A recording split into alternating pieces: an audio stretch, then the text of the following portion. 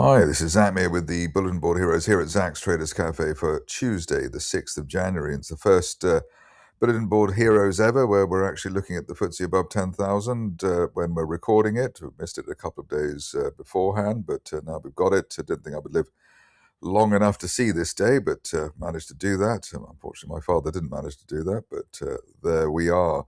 Current position on the FTSE here is that we're above recent resistance around 99.70. Above that, looking for the top of that rising trend channel from February. Size 10,100. Best case would be up to 10,500, and the steeper rising trend channel from October. And that is pointing to a decent upside, perhaps by the end of next month, so 10,500 by the end of February. On the downside, hoping that we'll manage to hold above recent support around the 98.40 level. That's also the floor of that red October uptrend trend channel, rather, and that hopefully will guide the market above the 50-day moving average of 97.41, which I suppose is our worst case scenario at the moment.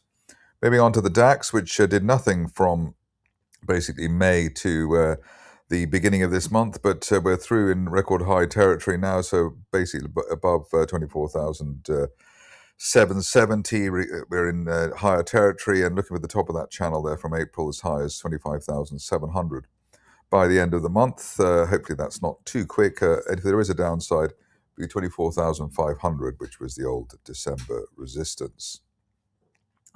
Moving along to the Dow, and here you might have heard that we're in record territory as well. We hit the top of that channel there at 49,000, well, yesterday's high, 49,200.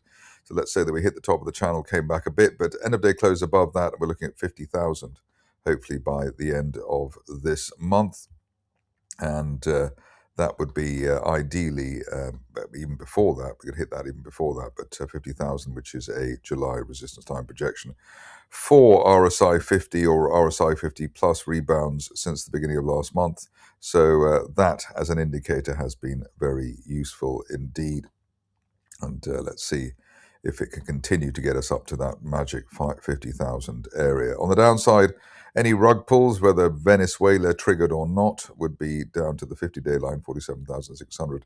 And I suppose even though the mainstream media was very cool on the tyranny of perceived tyranny of Venezuela, it's actually been great for the stock market so far. Moving along to the cryptos, if I can get my trend line back, hopefully for tomorrow. We've got Bitcoin next, and here there has been a recovery for the start of 2026, and even though we're slightly down today, decent clearance, first time lucky on the 50-day line there at 89,000, and above that we were looking for not only 94,000 but actually looking for the 200-day moving average at 106 by the end of this month. It's a punchy call, but a punchy chart given the way that we've had multiple bounces off that October 2024 uptrend line, effectively the floor of that wide rising trend channel since then, and an easy clearance of both RSI 50 and the 50-day moving average. Above that 50-day line, 106 is what we are looking for over the near term. If you're cautious, you wait for an end of day close through 95 before assuming 106 is on its way. Ethereum is next, and here we've cleared the 3,000 area well. The 50-day line now rising at 30.13, and above the initial January resistance there, 31.50, looking for the 200-day moving average at 36.09 by the end of this month. That also ties in with that resistance line there from October, roughly at the same level as the rising 200-day moving average. Gold is next, and here we had the weird price action, suppose in the wake of Venezuela. But the current situation is that above yesterday's resistance at 44.02, looking for at least a retest of the previous peak, 45.50, by the end of this month, or even sooner. The way things are going, maybe a bit sooner than that. What you can also see is we've effectively had a double bounce above RSI 50 for the oscillator there, so that should stand this market in good stead. Worst case scenario here is the floor of the channel there from back in October, which is around 42.50. Moving along to the stocks, and one of the best stocks of last year was Bezant, and here we've hit the top of our rising trend channel. You could argue that it's a little bit higher, maybe up to the 0.16 area, but that is our target. Best case at the moment, 0.18 by the end of next month, which has been indicated before. If I can get it back on the screen. The situation here is that we had resistance on the way down around that 0.18 area back in 2022, and that's what we're looking for at the moment. Ideally now we stay above the initial January resistance at 0.12, so above 0.12, looking for 0.18 on Bezant. It's a new year and a new look for CleanTech lithium. We've had chunky RNSs on successive days.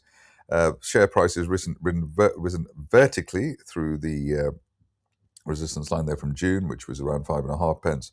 Also melted through the 200-day line there at 6.5 pence as if it wasn't there. So that means we're looking for 10 pence by the end of this month, and looking for that especially while we're on the right side of the old gap there around 6.75. Moving along to ECR, where I see somebody on X has said that the shares should be at 1p or could be at 1p. Not a bad call, actually, given the way that we've got this bullish divergence line. We've had a golden cross to start the year, and also we've got a mid-move consolidation bull flag. Just need to break 0.33 to get us up to 0.46, which is our rather more conservative target here, and looking for 0.46 while we're above recent support at 0.3 pence. Galantas is next, which I keep on looking at. I'm not quite sure why, but today we've hit the target line there at 8.75. Above that, looking for a rather ambitious 20 pence target, which is a 2023 resistance line projection, and hoping that the shares will remain on the right side of 7 pence initial January resistance, especially as they're backed by rising 50 and 200-day moving averages, and the way that the shares gapped up off the low, which is and that remains on fill, which is always a leading indicator on the upside. The hot rocks holding in WeCap, obviously doing the shares quite well at the moment, just waiting for the big breakout through 1.75 above that, looking for 3 pence, perhaps as soon as the end of this month, and you'll see from the WeCap chart later that there is a potential trigger for that. Ideally, we stay on the right side of the 50-day line at 1.38, whatever happens. Amazing, or perhaps not that amazing, that MobilityOne keeps on trucking. We've got a best case scenario target there at 14 pence, while we're above the 7 to 8 pence area, so hopefully the shares can do that. Obviously, you could argue that most of the good work and the good rally here has been done, but we just have the chance there for people in there if they want to stay in there for a 14 pence target, which would take the shares back to where they were in 2022. Moving along to Oriole, and here you can see that second time lucky in terms of breaking through 0.34. If we can do that, looking for 0.5 pence as soon as the end of this month. We've had quadruple RSI 50 rebounds since the beginning of the last month, so let's see if that works as a potential leading indicator on the upside while we're on the right side, especially while on the right side of the floor of the channel there at 0.28. Moving along to Pulsar Helium, and here a nice gap up higher. We're looking for the top of the channel there from August as high as 63 pence, and looking for that as soon as the end of this month, given the gaps to the unfilled gaps to the upside that we've had, especially the last one, and hopefully this one as well. The whole rally here started with the RSI 50 rebounds, and we've had RSI 50 bounces well above the neutral 50 level since. Decent contract news from Proteome Sciences, and here, although the shares are not exactly the most liquid stock in the book, you can see that we've actually had the RSI staying above neutral 50, RSI 50 rebounds, especially the last one. And we've also got the shares breaking that resistance line there from February at basically 3 pence above 3, looking for 5.5 by the end of next month or even sooner. I seem to be the only person looking at the chart of Richmond Hill, which has looked like a winner basically from the get-go. We're fast approaching our initial target there at the top of that rising trend channel from October 2024 at 2.4 pence. Above that, looking for resistance on the way down, which was at 3.2 pence, and hopefully looking for that by the end of next month. Let's see if we can get that. In fact, it's actually 3.5 pence, which is nice, and so hopefully we are on our way on that, especially while we're on the right side of recent resistance around 1.6 pence. Moving along to the last two, the first one is Touchstone, which has made further progress above the 50-day line, still looking for 14 or 15 pence by the end of this month, while we're above that 50-day moving average at 0.37 pence. One of the dishes of the day is WeCap, and here the leading indicator on this was that we bounced above a rising 200-day line, and that was said yesterday. So I'm not just getting on the bandwagon after the stock has moved or jobbing backwards, etc. Above the 50-day line there at 2.3 pence, looking for a retest of 4 pence plus. Maybe a bit more this time as the deadline for the lock-in in November approaches. That's it for me today. More updates tomorrow.